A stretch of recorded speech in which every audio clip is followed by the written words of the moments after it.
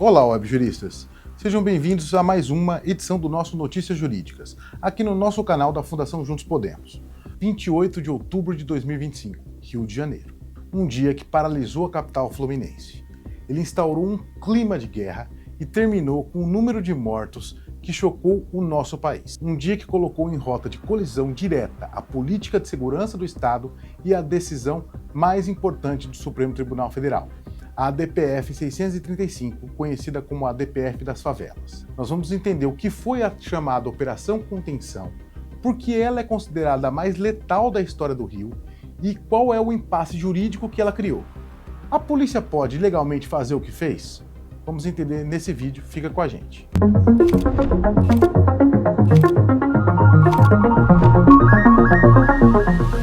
Para entender essa crise legal, primeiro a gente precisa entender os fatos. A Operação Contenção foi anunciada como a maior operação policial da história do Rio de Janeiro. Cerca de 2.500 policiais, civis e militares, incluindo a tropa de elite, como o BOPE, foram mobilizados. O alvo foram os complexos do Alemão, da Penha, na Zona Norte, considerados um dos principais redutos de uma grande facção criminosa. O objetivo oficial, segundo o governo do estado, era conter a expansão territorial dessa facção e cumprir cerca de 100 mandados de prisão, muitos deles vindos de outros estados. O governo afirmou que a ação era o resultado de mais um ano de trabalho e de inteligência. O que se viu, desde as primeiras horas da manhã, foi um cenário típico de guerra urbana. A resposta dos criminosos foi de uma escala e sofisticação inéditas. Pela primeira vez foram usados drones para lançar artefatos explosivos contra as posições policiais e, simultaneamente, em uma ação coordenada para travar a cidade, pelo menos 50 ônibus foram sequestrados e incendiados, criando barricadas em chamas que bloquearam as vias expressas e paralisaram a mobilidade na cidade. O resultado foi o caos. 48 unidades de ensino municipais fechadas, o transporte público foi desarticulado, trabalhadores foram liberados mais cedo em meio a cenas de pânico e o medo tomou conta da cidade. Mas o impacto mais trágico disso tudo foi o custo humano. Ao final do dia, o governo do estado divulgou um balanço oficial, 64 mortos. Desses, 4 eram agentes de segurança, 2 policiais civis e 2 membros do BOPE. E os outros, 60, classificados pela narrativa oficial como criminosos que reagiram à ação policial. Além disso, 81 pessoas foram presas e 9 policiais ficaram feridos. No entanto, quase que imediatamente a essa notícia, um outro número começou a circular. Relatos de moradores e imagens vindas de dentro das comunidades mostravam que pelo menos outros 70 corpos haviam sido reunidos pelos próprios residentes na Praça São Lucas. Questionado sobre essa discrepância, o governador Cláudio Castro afirmou que esses corpos só seriam incluídos na contagem oficial após a admissão e processamento pelo Instituto Médico Legal, o IML. Isso abriu a possibilidade de o número real de mortos ultrapassar 130 pessoas. Apesar do número recorde de mortes e do caos, a avaliação do governo foi clara. Em declaração pública, o governador Cláudio Castro disse que, tirando as mortes dos policiais, a operação foi um sucesso. Ele afirmou que a reação violenta dos criminosos era a prova de que o Estado estava no caminho certo. Aqui, a história deixa de ser apenas policial e se torna uma das maiores questões jurídicas do Brasil atual. Essa operação não aconteceu em um vácuo legal. Ela foi executada sob a vigência da Arguição de Descumprimento de Preceito Fundamental número 635, a chamada ADPF das favelas. Vamos recapitular. Em 2019, o estado do Rio de Janeiro bateu um recorde trágico, 1.814 pessoas mortas em ações policiais, um número que vinha crescendo assustadoramente. Foi nesse cenário que a ADPF 635 foi levada ao Supremo Tribunal Federal. A ação argumentava que a política de segurança do Rio violava sistematicamente direitos básicos da Constituição, o direito à vida, à dignidade e à segurança, especialmente da população pobre e negra das favelas. O STF concordou. Em junho de 2020, em plena pandemia, o ministro Edson Fachin deu uma liminar histórica. Suspendeu as operações policiais em favelas, salvo em hipóteses absolutamente excepcionais. Entre 2022 e 2025, o STF analisou o mérito da ação e foi ainda mais longe. O tribunal reconheceu formalmente que existia uma omissão estrutural do Estado em lidar com a letalidade policial. Para tentar forçar a mudança, o STF determinou uma série de regras que se tornaram lei lá na cidade do Rio de Janeiro. E as principais são: primeira, câmeras. o governo foi obrigado a instalar e garantir o funcionamento de câmeras com áudio e vídeo nos uniformes dos policiais e também nas viaturas. Segundo, as ambulâncias. A presença de ambulâncias se tornou obrigatória em operações planejadas com alto risco de confronto. Terceiro, a preservação da cena do crime. Protocolos rigorosos para a preservação de locais de crime, para garantir perícia. Quarto, o controle do Ministério Público. É claro, essa regra da excepcionalidade e da comunicação prévia ao Ministério Público foi mantida para garantir a segurança e a surpresa das operações. E é aqui que os mundos se colidem. A Operação Contenção foi a hipótese absolutamente excepcional que a lei realmente permite? Ou ela foi um descumprimento flagrante de todas essas regras que a DPF impôs? Essa pergunta divide o Rio de Janeiro e o Brasil.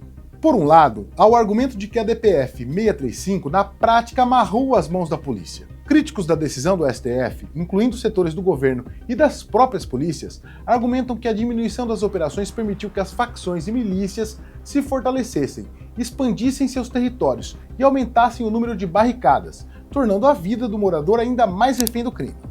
Eles veem a Operação Contenção como uma ação dura, mas necessária para retomar o controle.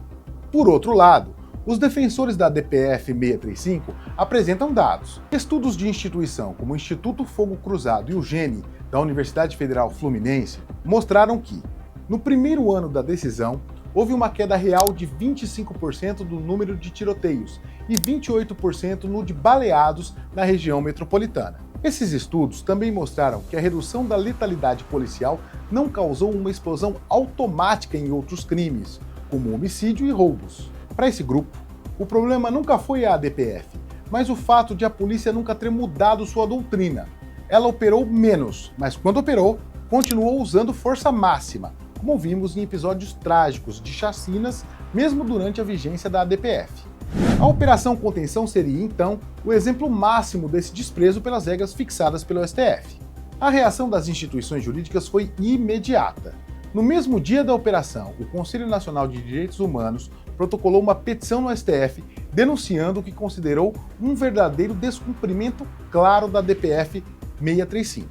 O caso agora está nas mãos do ministro Alexandre de Moraes, que assumiu a relatoria do caso dias antes da operação. O Ministério Público Federal e a Defensoria Pública da União também agiram.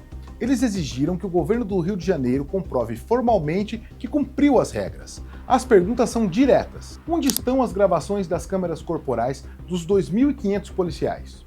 As ambulâncias estavam a postos como manda a decisão judicial? A comunicação ao Ministério Público foi feita da forma correta?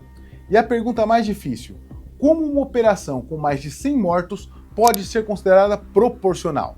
A defesa do governador do Rio de Janeiro se baseia em dois pilares.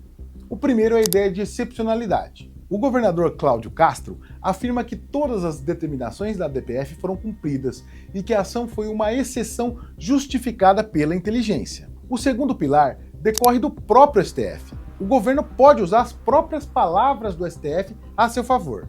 Na decisão final da DPF, o Supremo determinou que o Rio de Janeiro criasse um plano para a recuperação territorial de áreas que já eram dominadas pelo crime. Ativistas de direitos humanos alertaram à época que essa linguagem era perigosa e poderia ser usada como um cheque em branco para justificar exatamente o tipo de operação e de guerra que a DPF queria proibir. Entretanto, a situação de convivência com a criminalidade organizada é insustentável e o Estado precisa agir. Do contrário, o próprio Judiciário, pela sua instância máxima, o STF, poderia soar conivente com a continuidade dessa situação que já é insustentável. Hoje, o Rio de Janeiro vive um impasse. De um lado, um governo estadual que declara sucesso em uma operação com mais de 100 mortos, amparados por uma interpretação da lei que lhe permite ações de guerra. Do outro lado, o Supremo Tribunal Federal, cuja autoridade foi colocado à prova. A verdade é que essa Operação Contenção é mais do que uma tragédia de segurança pública. Ela se tornou um teste de estresse para a autoridade do STF e para o equilíbrio de poderes no Brasil. A forma como o ministro Alexandre de Moraes e o plenário do Supremo Tribunal Federal responderão a esse desafio determinará se as decisões da Corte sobre direitos fundamentais são para valer ou se podem ser ignoradas quando o governo decide que a exceção se tornou a regra. Você acredita que operações dessa magnitude são a única saída para a crise de segurança do Rio? Ou você acha que a DPF 635 foi descumprida e que a lei foi violada? A sua opinião nos comentários é fundamental para que nós entendamos e compreendamos com clareza toda essa situação. Se você gostou dessa análise e quer apoiar o nosso conteúdo jurídico imparcial com qualidade, não se esqueça de curtir o vídeo, de se inscrever no canal e também de ativar o sininho. Obrigado pela companhia e até o próximo Notícias Jurídicas.